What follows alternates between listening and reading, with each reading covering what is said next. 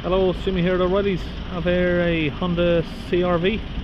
Okay, so inside the vehicle here we've got, ignore the tyre pressure, but we've got another one there, check system, which is exhaust emissions DPF light. Okay, so the usual on these, just check the live data. We're looking at the calculated particle matter value, which is 28 grams. That's how it comes up on these. Differential pressure of the DPF, 33 millibars, or HPA, which is the same thing.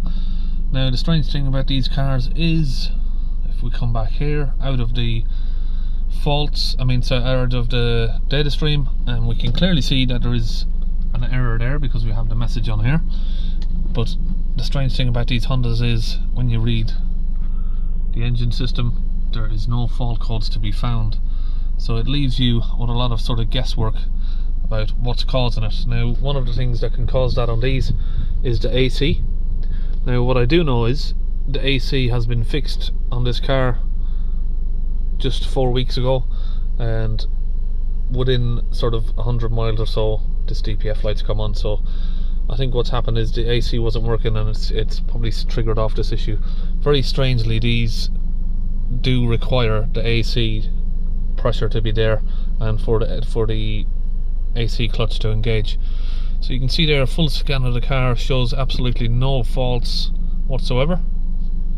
Now, two of the common causes on these, without showing any sort of faults on your diagnostic system, like I said, is the AC. Don't ask me why it doesn't trigger up. I mean, if that's going to inhibit the DPF regen, it should give you a fault, but it doesn't on these. I mean, I don't know, maybe if Honda used their own software, did I get something different? But not that I can see. So the next thing that can cause it is oil level. Now, the customer has just said to me it has had the AC done, and they also done an oil service, and now shortly afterwards this happened, and his local garage just really doesn't know how to diagnose or solve this issue. Now, obviously, without any fault codes, there is just some little bit of guesswork, but fortunately I've had a lot of experience. I've done a lot of these cars, and most of them is just the oil level can be too high. On these, you can't fill the oil level to the maximum.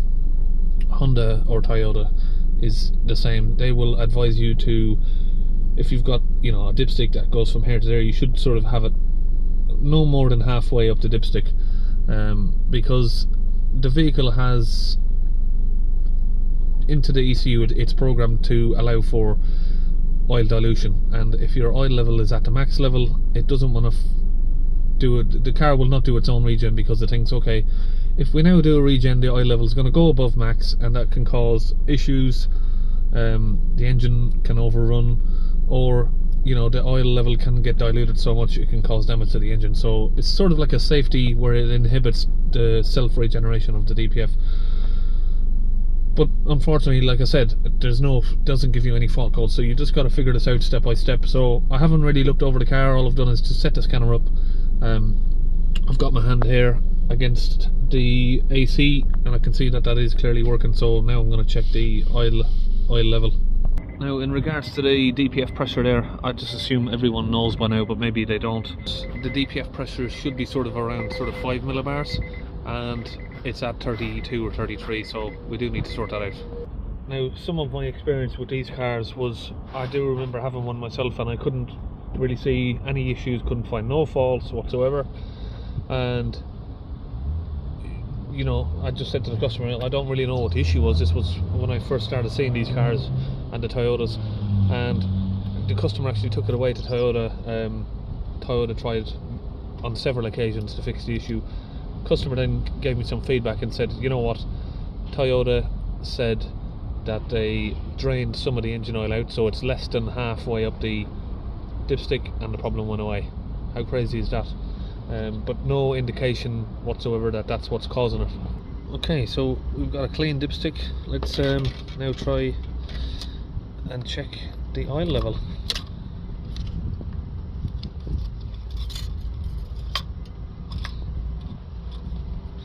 That's it for a minute. This is a 2.2 engine as well, while we're here talking about it. Let's get that out and see what we're looking at.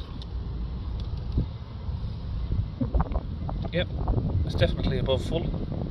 See the line there. So we're going to get some of that drained out. Okay, so technically I'm not going to drain it. We're going to vacuum it out. Okay, drain some of the oil out. And if you can see that little scrape notch there, which is in the centre, see someone's already learned that you shouldn't fill the oil past that level. Okay, now with the engine running, if we disconnect these, you've got two hoses here. So one on the outside and then another just in the back there. That's the one we've got disconnected. And what you can do is, if you've got a manometer, you can use the manometer to check which one has the high pressure if you're not sure what tube it goes into. So obviously the first tube we've got about 2 or 3 millibars, and then on this one sort of varying between 20 to 16, 14, depending on if the AC pump comes on. So you can see there, once you let the engine idle for a minute and warm up, it starts to come back up to sort of 28 and 29. That's connected there to that hose.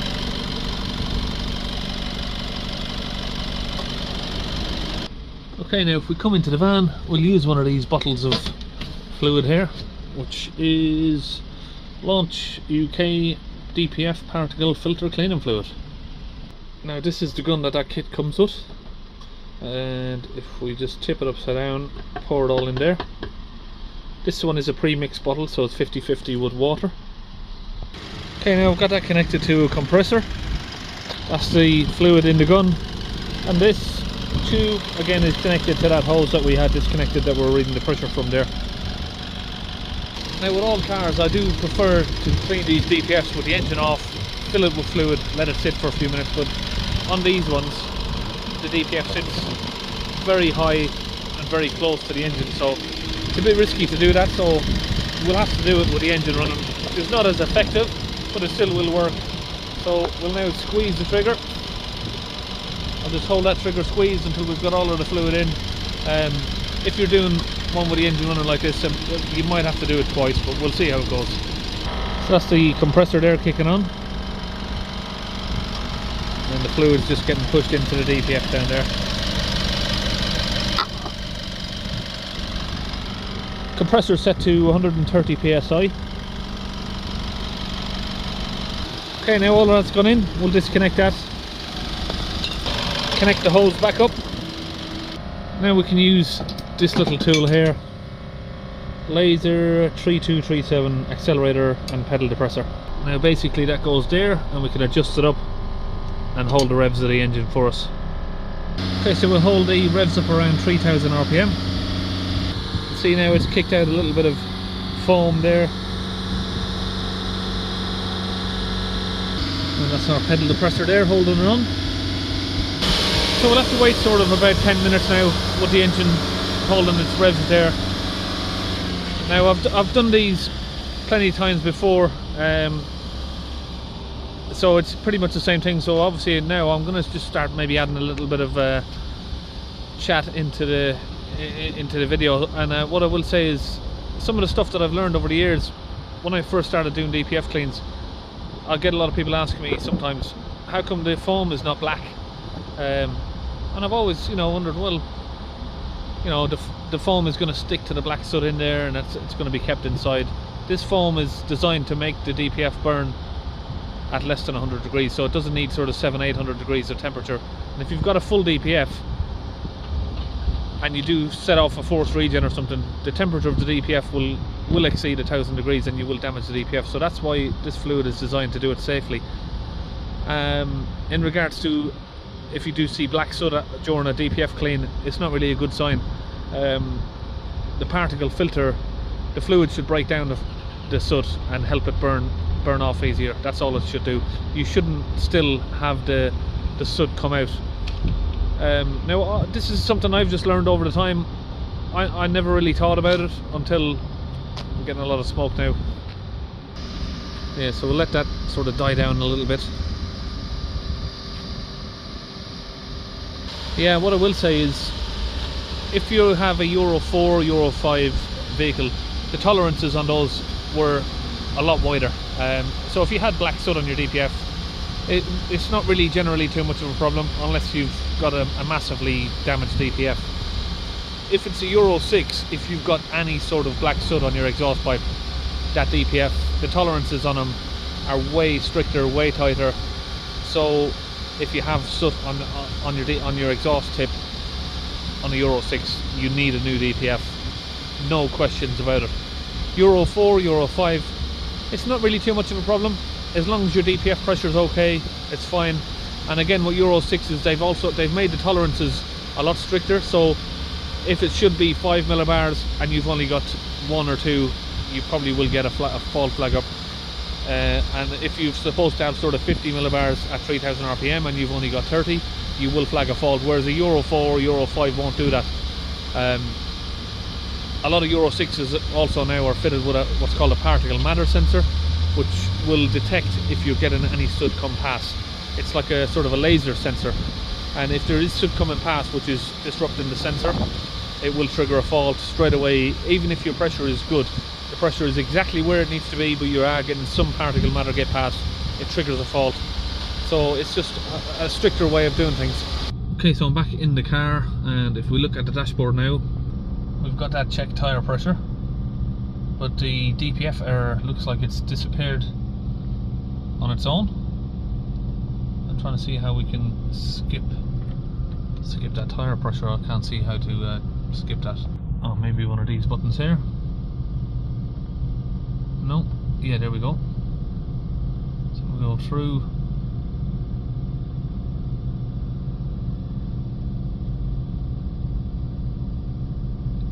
Check tyre pressure, and that's it. Right, so we're just about finished. To give it one last minute of revs. Okay, now on these vehicles, once you've finished that, you can go in here and reset the calculated particle matter. That's been done. We'll do differential pressure sensor learn as well. Now we'll come back to the live data again.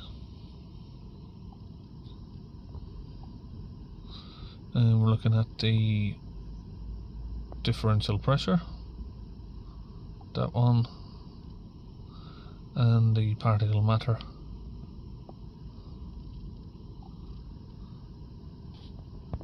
So if we hold it up around sort of 3000 RPM, we've currently got sort of 49. So let me just bring that back down a bit. It's hard to get it to sit level.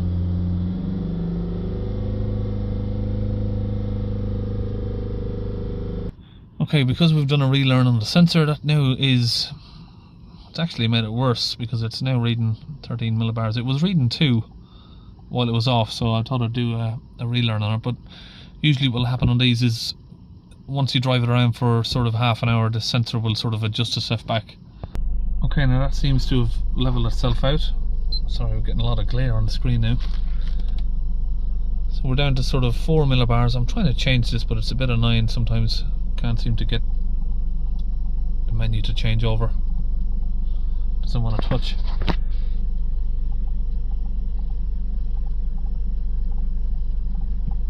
Oh, we just had it there. Basically that's 4 millibars, and if we switch the engine off, ignition on, it's going back to 0 where it should be. So that's good. I'm trying to get it where we can reduce the glare. There we are. Right, now let's start it back up, and we'll hold the revs. Let me just, instead of moving the tool, let me just get this engine speed. There we are. So let's get it up to sort of 3000 RPM. It's hard to get it to stay in one position, but you can see there we just got close to sort of 35 millibars when you hit 3000 RPM.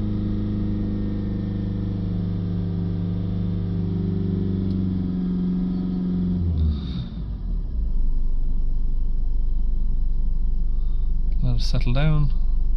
4 millibars of pressure at idle now, which is perfect. Okay, so looks like we're all in about where we need to be. If you do get a sensor that is playing up like that, where it's reading sort of 12 or 13 millibars like this done, sort of give it 10 minutes or so, see if it evens out. If not, unplug the sensor, plug it back in, then do another relearn of the sensor, and then it should correct itself. If it doesn't, you're going to need a new sensor, really.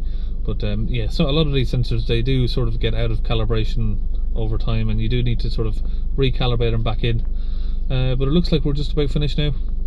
Okay, so that's it, we're just about finished on this Honda. I'm pretty happy that it's going to be okay for now, and see you in the next video.